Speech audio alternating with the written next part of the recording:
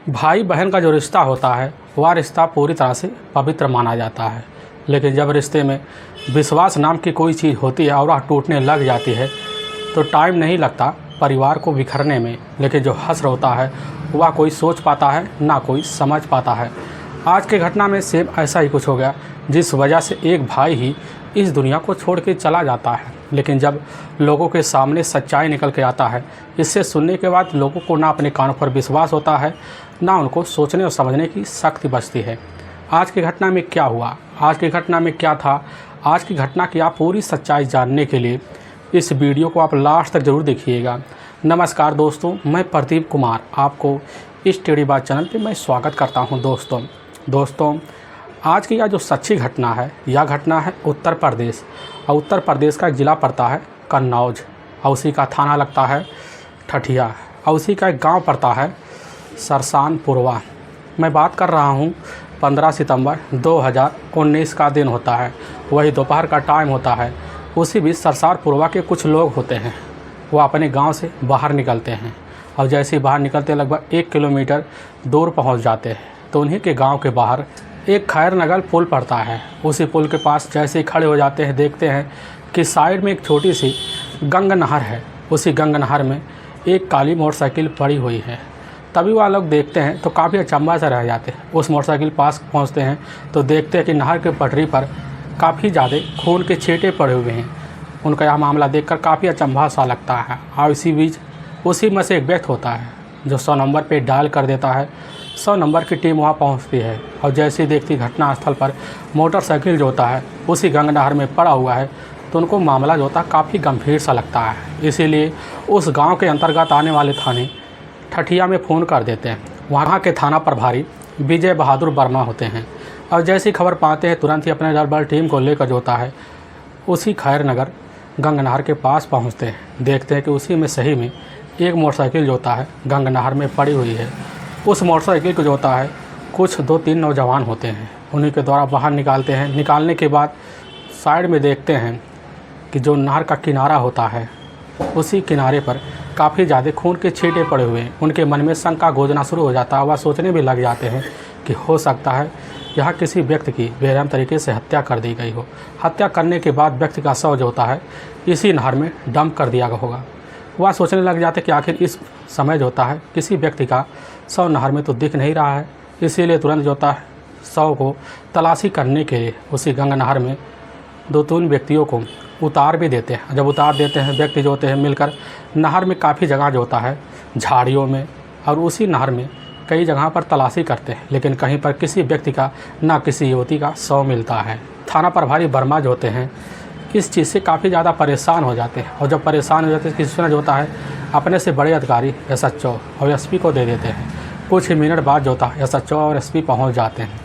सारी बात जो होता है वर्मा उनको बता देते हैं, और जैसे ही बता देते हैं तो उसी समय जो होता है SP मिलकर इस चीज़ की खबर गोताखोरों को दे देते हैं। गोताखोर जो होते हैं कुछ मिनट बाद वहाँ पहुँच जाते हैं। गोताखोर अब नहर में जो होता है उस शव की तलाशी करना भी शुरू कर देते हैं।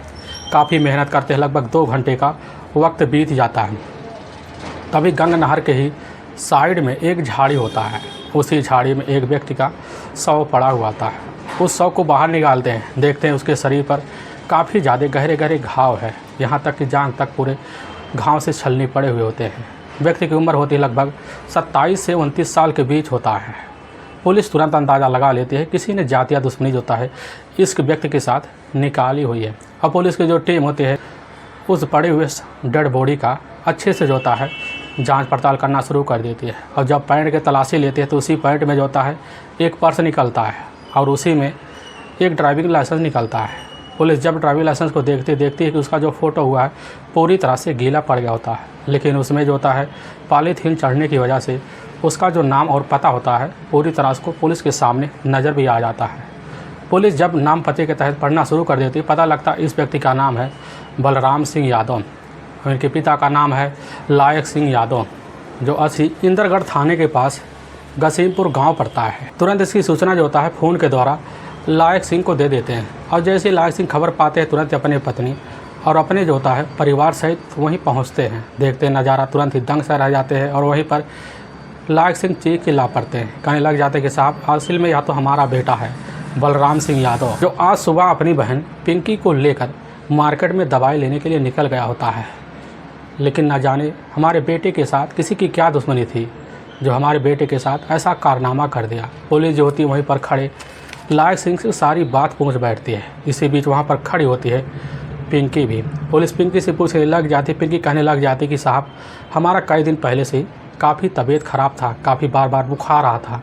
इसी बीच हमें रात में लगभग 3 बजे काफ़ी ज़्यादा बुखार की आशंका हुई। अपने भाई से बोल बैठे तो हमारे भाई होते हैं उसी समय लगभग 5 बजे भोर के टाइम हम अपने बाइक पे बैठाते हैं। बैठाने के बाद खैर नगर के ही इसी पुल के पास पहुंचते हैं और जैसे पहुंचते हैं तो 2 व्यक्ति आते हैं। उनके मुंह पे गमछा लपटा हुआ होता है। एक की उम्र होती है लगभग 40 से 45 साल के बीच होता है और एक की उम्र होती है लगभग हमारे भाई की ही उम्र के होते हैं। और हमारा जो भाई होता है बलराम यादव उस 45 साल की उम्र से चाचा चाचा कहकर बात कर रहा था। इसी बीच बलराम यादव हमसे कह देते हैं कि बहन तुम घर चले जाओ, हम इनके साथ मार्केट जा रहे हैं, तुम्हें दोबारा जो होता है दवाई के लिए ले जाएंगे। और वहाँ से तुरंत जो होता है अपने घर चले आते हैं। पुलिस जो होती है पिंकी की तहरीर पर और साथ में जो होता है बलराम यादव की तहरीर पर नामजद हत्या का मुकदमा दर्ज कर लेती है। दर्ज करने के बाद पुलिस की टीम जो होती है बलराम यादव की बॉडी को अच्छा सा पंचनामा कर लेती है। पंचनामा करने के बाद अपने ही नज़दीकी सरकारी अस्पताल में पोस्टमार्टम के लिए भिजवा देती है। पुलिस जो होती है अब पोस्टमार्टम का रिपोर्ट का इंतज़ार करना शुरू कर देती है। तभी लगभग वही शाम के टाइम में पोस्टमार्टम का रिपोर्ट भी जल्द से जल्द पुलिस के सामने आ भी जाता है। पता लग जाता है कि बलराम यादव के शरीर पर लगभग 17 से 18 घाव होते हैं, काफ़ी तेज तर्रार वार किए गए होते हैं। इसी वजह से बलराम यादव का मौके पर लग रहा है खून बहने की वजह से वहीं घटनास्थल पर मौत हो गई होगी। पुलिस जैसे इतना पता पाती है, पता पाने के बाद पुलिस जो होती है अब बलराम यादव के हत्यारे के बारे में पूरी सुराख लगाना शुरू कर देती है। काफ़ी खबरें लगाते हैं ताकि जल्द पता लग जाए कि आखिर बलराम यादव का भी दुश्मनी हो सकता है। पुलिस इसी फिराक में लगी रहती है और जब लगी रहती है सबसे पहले बलराम यादव के गांव पहुंच जाती है। गांव पहुंचने के बाद कुछ मुखबिर के द्वारा जो होता है पुलिस को काफ़ी चौंकाने वाली बात पता चल जाता है। तभी जो होता है बलराम यादव के एक पड़ोसी होते हैं, वह जो होते हैं मुखबिरों को कह बैठते हैं कि साहब असल में बलराम यादव के घर आने वाला एक लड़का होता है जो बलराम यादव के ही हमउम्र होता है, प्रदीप कुमार यादव, जो आदमपुर थाने के पास सोरी गांव पड़ता है, वहीं का रहने वाला होता है। इनके घर उसका काफ़ी आना जाना लगा रहता है, लेकिन बलराम यादव को उसके घर आना जाना अच्छा नहीं लगता। इसी वजह से प्रदीप और बलराम के बीच काफ़ी भी झगड़े तकरार हुए थे। लेकिन जब पुलिस को इसका मकसद का कारण पता चलता है तो पता लग जाता कि आखिर प्रदीप का जो होता है पिंकी के साथ लव अफेयर चल रहा होता है। अब जैसे पुलिस इतना सा सबूत पाती है, सबूत पाने के बाद पुलिस की जो टीम होती है सबसे पहले पिंकी के ऊपर हाथ डालने से पहले जो होता है उसका मोबाइल नंबर का पूरा CDR डिटेल निकलवा लेती है। और जब पूरा CDR डिटेल निकलवा लेती है तो उसी CDR डिटेल में जो होता है पता लगता है प्रदीप और पिंकी के बीच जो होता है लगभग आए दिन कई दिन पहले से मिनटों इनके बात होते थे। पुलिस जब दोबारा CDR डिटेल काफ़ी ध्यान से देखती है, पता लगता है घटना वाले दिन और घटना वाली रात जो होता है लगभग पिंकी और प्रदीप के बीच जो होता है हर मिनट 2-2 मिनट बाद जरूर हुआ था। तभी पुलिस का जो शंका होता है जाकर अब दोनों के ऊपर जो होता है रिंकी और साथ में प्रदीप के ऊपर टिक जाता है। और इसी शंके की वजह से पुलिस की टीम सबसे पहले जो होता है पिंकी को जो होता है उसके घर से कस्टडी में लेने के लिए पहुंच जाती है। और जैसे पिंकी को उसके घर से कस्टडी में लेती है, अपने जिप्सी में बैठाती, उसी बीच वहाँ खड़ी काफ़ी ज़्यादा महिलाएं होते हैं। पिंकी को काफ़ी गहरी नज़र से देखना शुरू कर देते हैं, काफ़ी तरह की बातें भी करते हैं। पुलिस को पूरा शंका हो जाता है कि पिंकी के अंदर कुछ ना कुछ रहस्य ज़रूर छुपा हुआ है।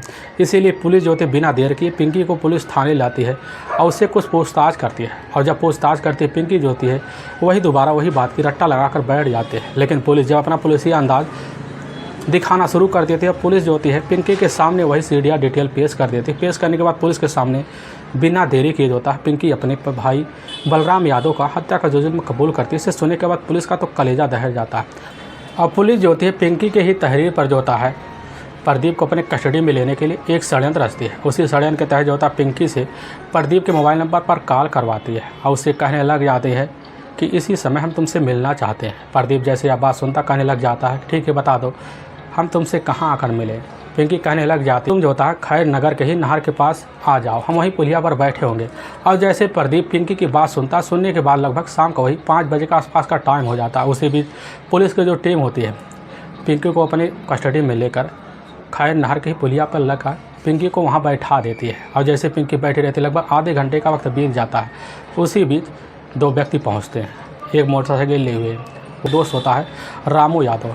पिंकी को जो होता है प्रदीप इशारा करने लगता है बाइक पे बैठने के लिए, और जैसे प्रदीप जो होता है पिंकी को इशारा करता है, इशारा करते ही पुलिस जो होती है वहीं झाड़ियों में एक सादे पोशाक में छिपी होती है।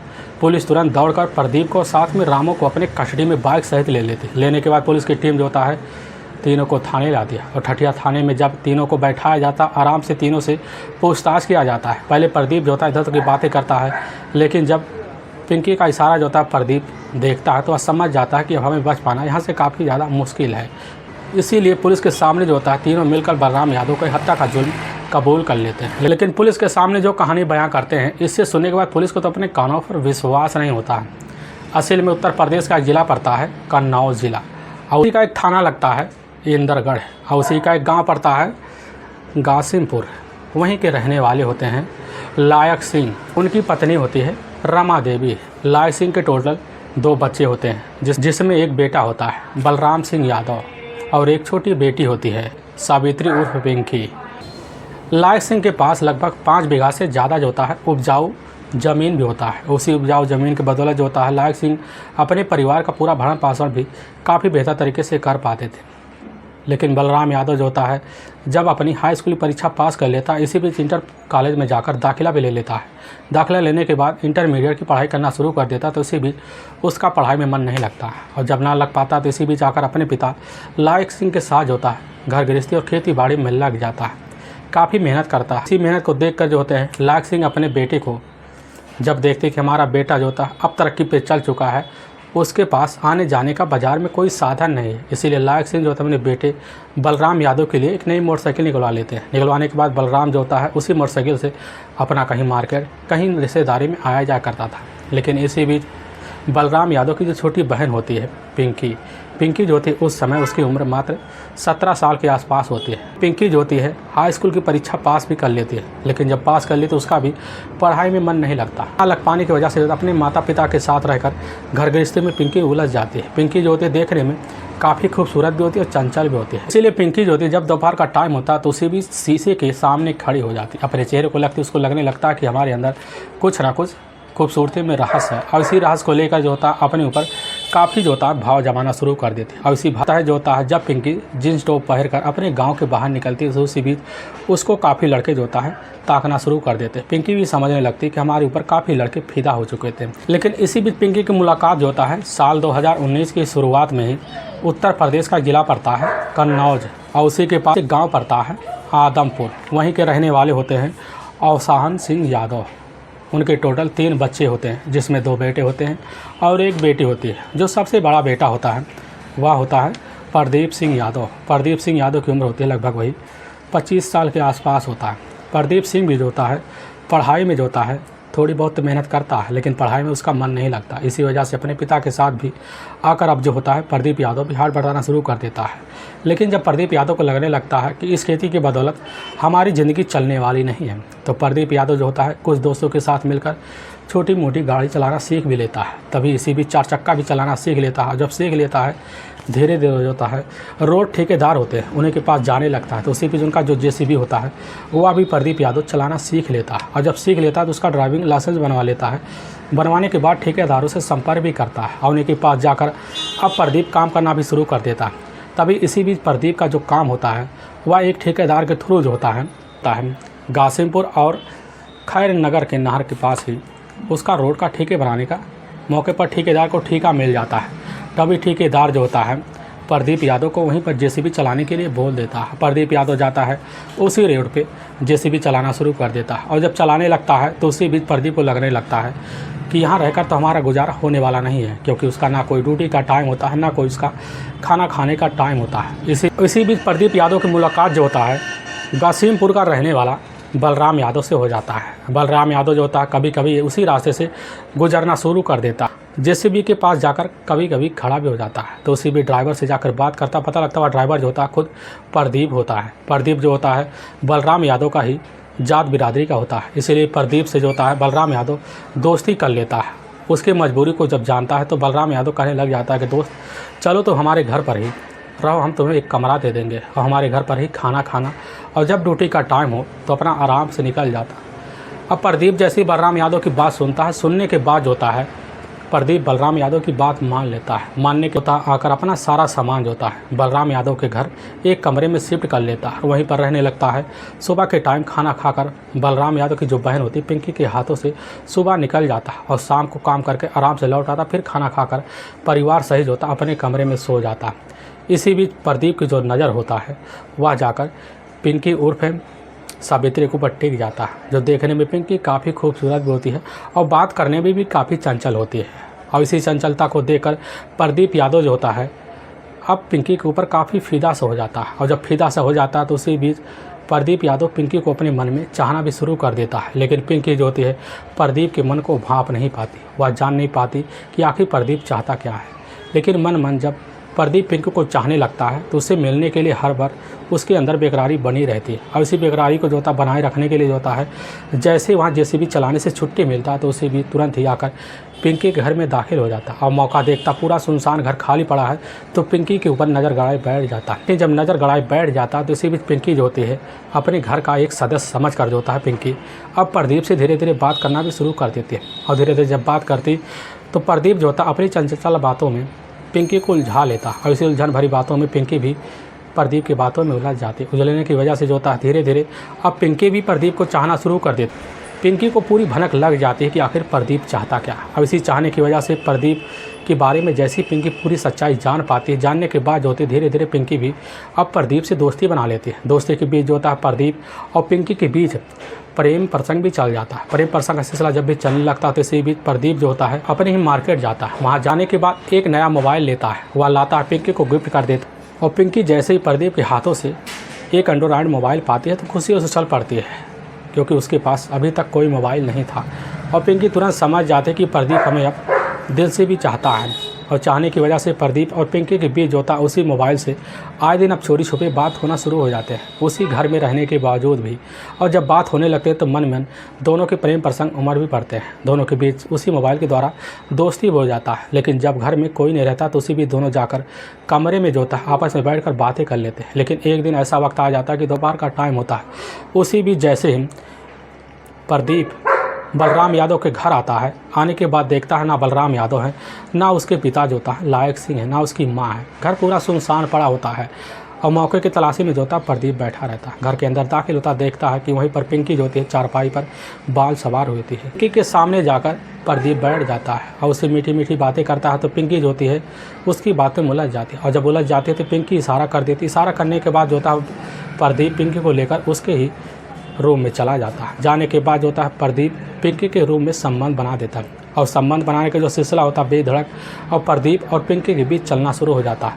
लेकिन जब रात का टाइम होता है, रात के बीच होता है पिंकी के पूरे घर परिवार वाले मौजूद भी रहते हैं। और मौजूदगी देख कर जो होती पिंकी जो होता कभी कभी मौका निकाल कर प्रदीप के कमरे में दाखिल हो जाती है और उसके कमरे में जो होता है संबंध बनाना शुरू कर देती है। और पिंकी का जब भी मन करता और प्रदीप का जब भी मन करता दोनों फ़ोन के द्वारा एक दूसरे में कमरे में भी चले जाते। अब यह सिलसिला जो होता बेधड़क चलना भी शुरू हो जाता है। और जब चलने लगता है इसकी चर्चा धीरे धीरे आस पड़ोस के लोगों के कान में पहुँच जाती है कि आखिर जब बलराम यादव उसके घर परिवार नहीं रहते तो आखिर ज़्यादा ज़्यादा समय जो होता है इसके घर में रहकर प्रदीप यादव किस लिए बिताता है। और जैसे ही खबर आकर अब बलराम यादव के कान में पहुँचता है तो उसी समय अपनी बहन और अपने दोस्त जो होता है प्रदीप यादव के ऊपर निगाह रखना शुरू कर देता है। जब निगाह रखना शुरू कर देता है तो इसी बीच लगभग एक दिन शाम का टाइम हो जाता है। शाम का टाइम होता है देखता है कि प्रदीप जो होता है अपना जेसीबी छोड़कर जो होता है वह मौके पर पिंकी के कमरे में दाखिल हुआ है। बलराम यादव जैसे यह नज़ारा अपने कानों से जो होता है बाहर बैठे बरामदे में देखता है। देखने के बाद तुरंत ही घर के अंदर दाखिल हो जाता है और दरवाज़ा थोड़ा सा खुला होता है। और जैसे बलराम यादव दरवाजे के पास खड़ा हो जाता है देखता है उसकी जो बहन होती है पिंकी और प्रदीप यादव दोनों एक ही अवस्था में होते हैं। देखकर वहीं बलराम यादव दंग सा रह जाता है। लेकिन जैसे ही प्रदीप की नज़र बलराम यादव के ऊपर पहुंचता है, के बाद प्रदीप जो होता है दोनों दबा के वहाँ से भाग देता है। भागने के बाद जो होता है पिंकी वहीं पर बुरी तरह से फंस जाती है। फंसने की वजह से जो होता है बलराम यादव अपनी बहन के पास जाता है, तुरंत ही उसकी पिटाई कर देता है और बोल देता है आज के बाद तुम्हारा जो होता है प्रदीप से मिलना जुलना बंद है। अब बलराम यादव जैसे ही अपनी बहन से इस बात की जिक्र करता है, करने के बाद तुरंत ही घर के बाहर आता। आने के बाद प्रदीप के कमरे में जाता है, उसका सारा सामान जो था घर से बाहर निकाल देता है। निकालने के बाद प्रदीप को तुरंत ही बोल देता है कि तुम आज से हमारे घर पूरी तरह से निश्चित हो चुके हो। और प्रदीप जैसे बलराम यादव की बात सुनता, सुनने के बाद जाकर गाँव के कुछ दूरी पर एक कमरा लेता है, वहाँ रहना शुरू कर देता है। लेकिन प्रदीप को लगने लगता है कि अब हमारा जो होता है मिलना काफ़ी दुश्वार हो गया है। लेकिन कुछ वक्त तो बीतता है। कुछ वक्त बीतने के बाद जो होता है, जब प्रदीप को अपने अंदर रहाइश नहीं होता, इधर जो होता पिंकी को भी बिना प्रदीप के बिना रहाइश नहीं होता। दोनों मोबाइल के द्वारा चोरी छुपे बात करना भी शुरू कर देते हैं और करने भी लगते हैं। तभी प्रदीप जो होता दोबारा पिंकी से मिलने के लिए काफ़ी जिद करता है। पिंकी इसी मिलने के लिए जो होता है अपना घर छोड़ छाड़ के गांव के दूसरे किनारे पर छोड़ पर एक बार में पहुंच जाती है। वहां पर प्रदीप से मुलाकात कर लेती, वहीं रिश्ता रख लेती। अब यह रिश्ता को सिलसिला जो था दोबारा शुरू हो जाता है। और जब दोबारा शुरू हो जाता है तो उसी बाग में एक गांव का रहने वाला एक व्यक्ति होता है प्रदीप और पिंकी को एक साथ देख लेता है। और जैसे गाँव वाला व्यक्ति देखने के बाद इसकी जिक्र आकर तुरंत ही बलराम यादव के सामने कर देता है। और बलराम यादव जैसे पता पाता है तुरंत आकर पिंकी को धमकाने लगता है, उसकी पिटाई भी कर देता है। उसे कहने लग जाता कि आज के बाद अगर हम तुम्हें प्रदीप के साथ देख लेना तुम्हारी ज़िंदगी का आखिरी दिन होगा। अब जैसी यह बात पिंकी सुनती है, सुनने के बाद अपने भाई की बात तो मान लेती है और दूरियां बनाना शुरू कर देती है। इधर जब भी प्रदीप जो होता है पिंकी के पास फ़ोन कर देता, पिंकी मौका या चोरी छुपे कर जो होता है उससे बात कर लेती। लेकिन उसी समय उससे कहने लग जाती कि लग रहा हमारा भाई अगर किसी दिन हम दोनों को साथ देख लिया ना तो हो सकता हम दोनों का वह आखिरी दिन हो ज़िंदगी का। और जैसे इस बात की जिक्र जो होता है प्रदीप पिंकी के द्वारा सुनने लगता है, कहने लग जाता है कि आखिर हमारे मिलन का कोई रास्ता बताओ, नहीं तो हमारी ज़िंदगी तो काफ़ी नरक सा हो जाएगी। पिंकी कहने लग जाते क्यों ना चले हम दोनों घर से भाग के शादी कर लें।